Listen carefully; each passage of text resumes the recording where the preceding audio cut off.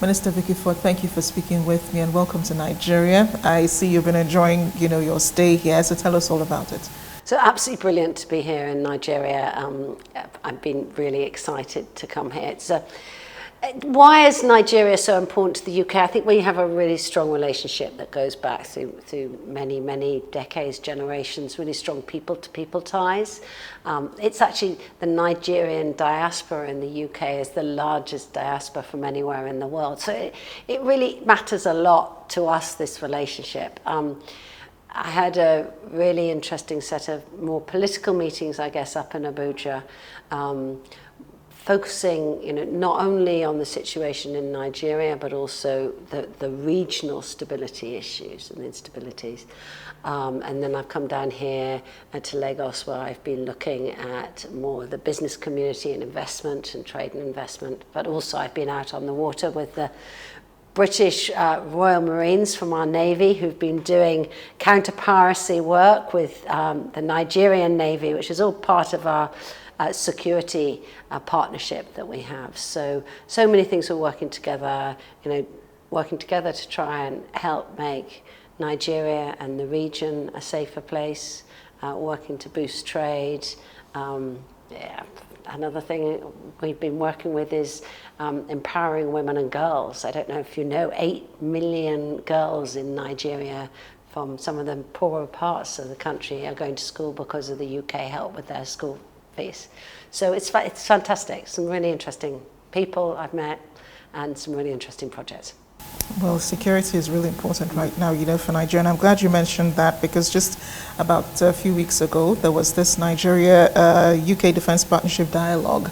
And the UK government pledged support in the fight against ISWAP and other insurgent groups. And we've seen the progress that ISWAP has made in northern Nigeria and in the western part of Africa.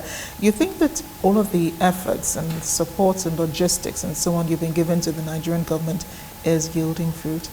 Well, I think it's a really, really complicated picture as well about the security picture across Nigeria. And I was very honoured earlier this week to meet 3 of the different regional governors to hear about the different sorts of security issues in their own parts of the north. So what I would say about the security dialogue meetings that we had, it was led our National Security Advisor, the Nigerian National Security Advisor. It was very much the Nigerian security saying, this is the sorts of areas where we think you may be able to help us, and then us coming in and say, okay, yes, we think we could help you on this area. So for example, one of the discussions was about how to improve community policing.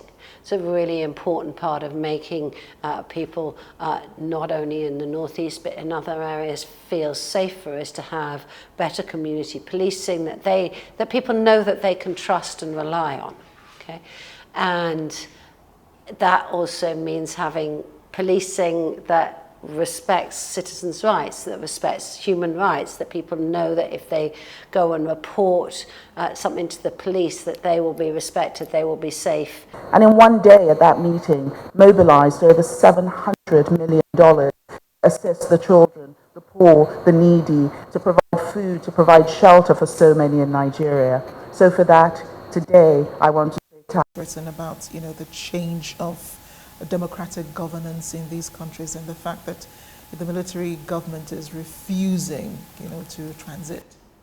So we are really concerned about the undermining of democracy, not only here in West Africa, but in other parts of the world as well.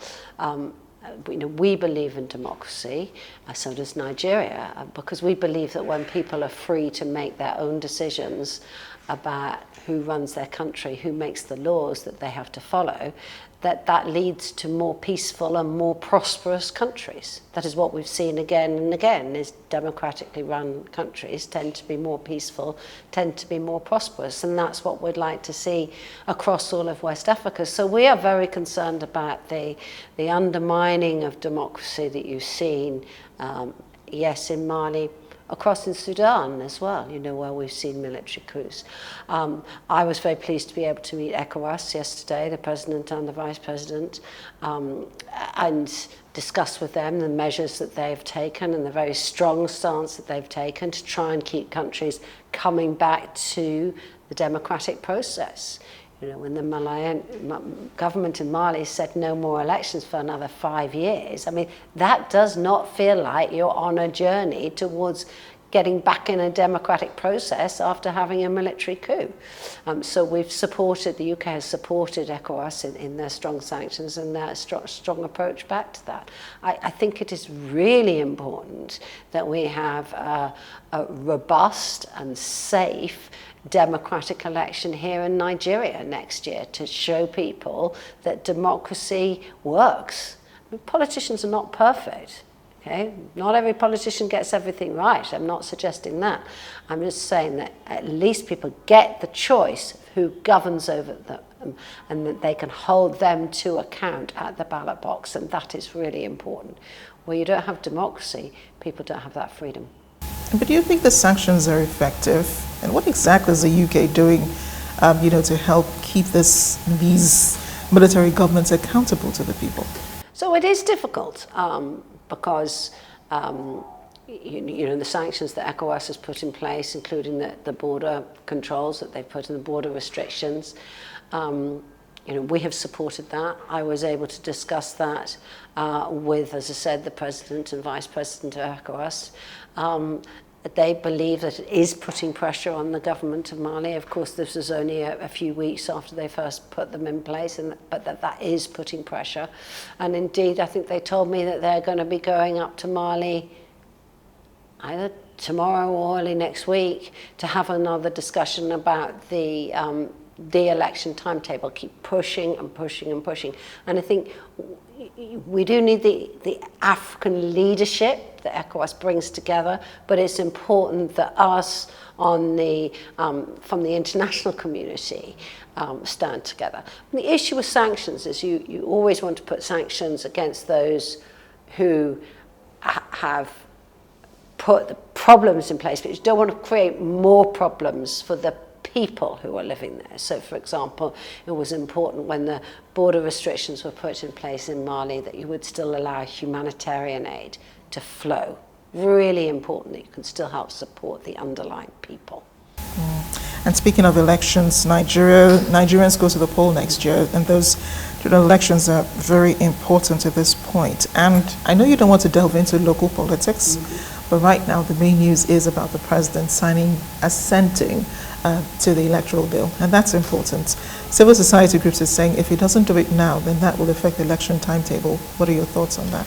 So it was very good to also in Abuja to be able to meet the Electoral Commission, who are independent, and have a discussion with them about the bill, and also to talk with some civil society groups about the importance of this bill. And I really do hope that the president signs it, because it sounds as if it's making some really interesting, good steps to have a more transparent election process. And as I said, this election that's happening in Nigeria next year is not only important for the people of Nigeria, but is also a symbol for democracy across all of West Africa, all of Africa. Really, really important. My understanding, having spoken to the experts, is that one of the big things it would bring is that as soon as you've counted the votes at the polling station, they are immediately transparent. Okay? And so they can't be manipulated after the count. And that just brings that extra bit of confidence that you know when you go and vote that your vote is going to be counted. And we need to have that sort of trust in the system. So I do hope that the bill goes through. You know, elections are sometimes really challenging. They can be really challenging time. We will always want this election to be peaceful. I mean, of course people raise differences of opinion, because that's what democracy allows you to do. But really, we want them to be peaceful, we want them to be robust, and we want people to feel that when they've gone to vote, that the vote counts. And that's, I think, what this election bill does, so I hope it gets signed soon.